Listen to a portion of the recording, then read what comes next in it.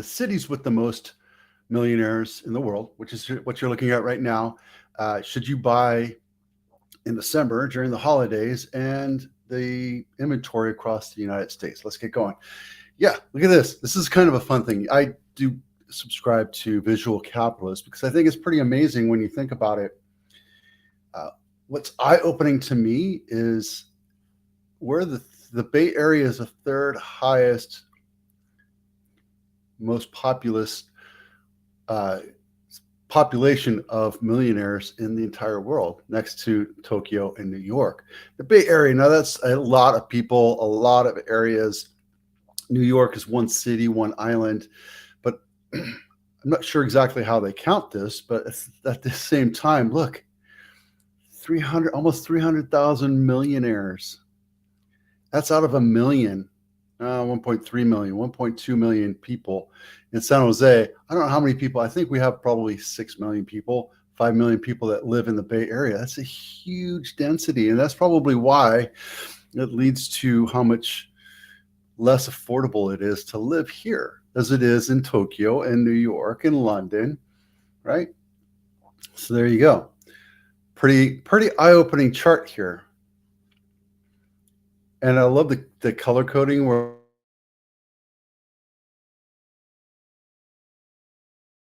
Sydney. So, wow. I mean, you think about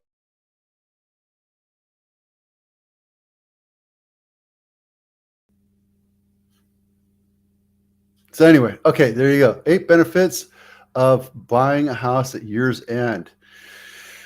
I'm going to do a pros and cons right here. One is tax savings. Here's the thing. I don't know if it's tax savings or not. You have to talk to your tax person because I'm not a licensed tax person to tell you or give you that kind of advice. But you do have certain tax advantages of being a homeowner. I do, yeah. Motivated sellers. Yeah, no, kind of, sort of, sometimes.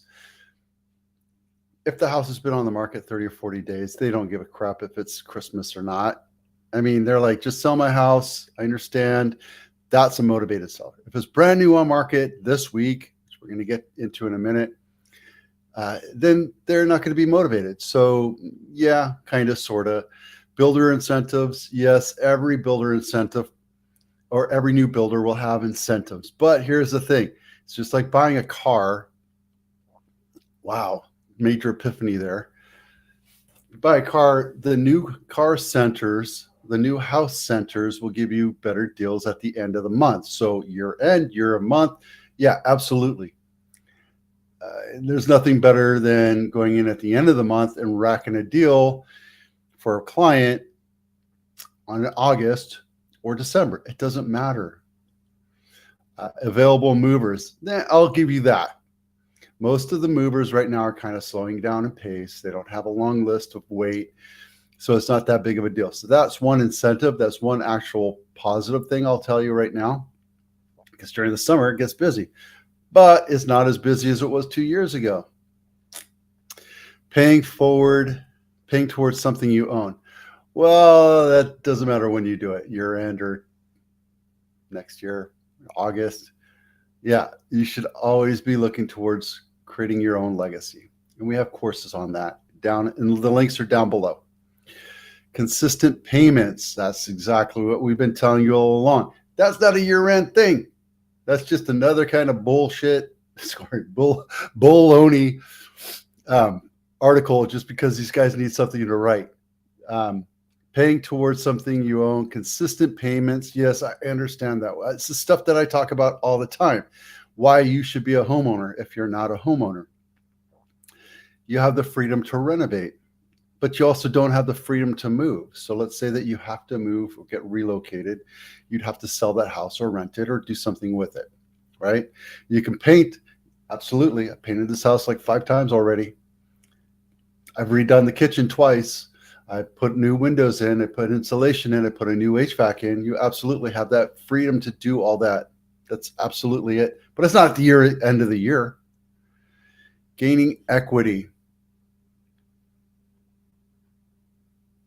Doesn't matter what time of the year, you're always going to gain equity, period.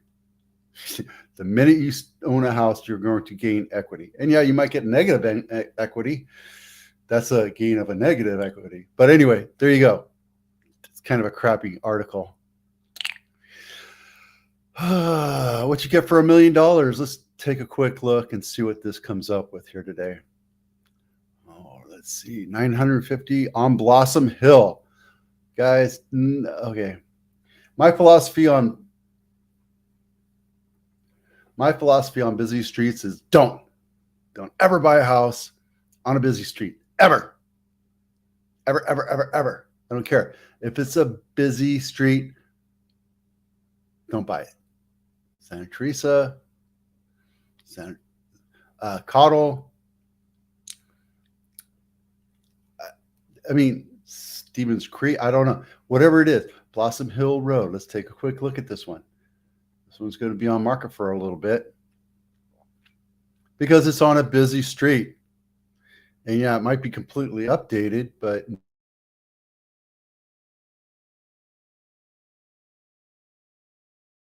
okay. Avenues are busy streets, right? Lean is,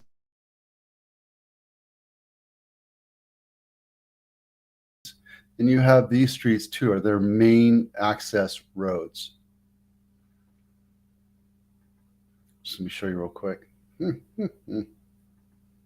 I got off my high horse there.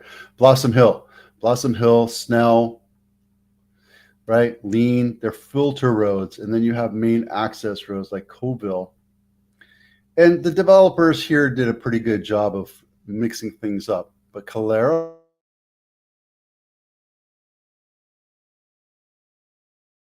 I tend to take my buyers away from on, and it's right next to a high school. So you know you have traffic issues. So I will bet you that this thing is on market for a long time for the price. I'll bet you $1.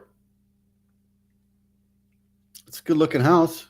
I mean, basic ranch house has one whole photo. There you go. That's what you get for $1 million in Santa Clara County. Okay, inventory watch. Inventory is going down all the way around the world, mostly because it's the holiday season, guys. Nobody wants to go Christmas shopping and get their house ready to go on market. It just doesn't happen, right? There are motivated buyers, but there's also motivated sellers. So there's something in between. But the lack of inventory right now will only bump up in January, February. As we come through this deep freeze, we're going to see people start to thaw out and go, I need to sell my house. And you'll see those numbers come up. The average home that we have for sale right now, or the average number, is 262. Is that right? Yep. 262 in San Jose. We're at 175. We don't have any inventory. People are going into hibernation. I get it. I would too. I mean, I would too. Cupertino has 15. That's less than the average. Los Gatos has 60, which is less than the average. We're all below average. Even across here, you see Cape Coral. Actually, Cape Coral is the only one that went up. But Tampa went down. Austin went down. We're all below the, well, not Atlanta's a little high. But anyway, that's probably because nobody wants to buy in Atlanta. Anyway, there's nothing going crazy right now. Inventory is still low. I'm going to start working on charts here over the next week since it's a little slow for me, but there you go. All right. Today we talked about where the millionaires are. We have a ton of them here. 380,000 millionaires in the Bay Area. Crazy. Should you buy during the holiday season? That's up to you. I just debunked it. And inventory is still low. I'm Vito with Abitano. Have a fantastic weekend.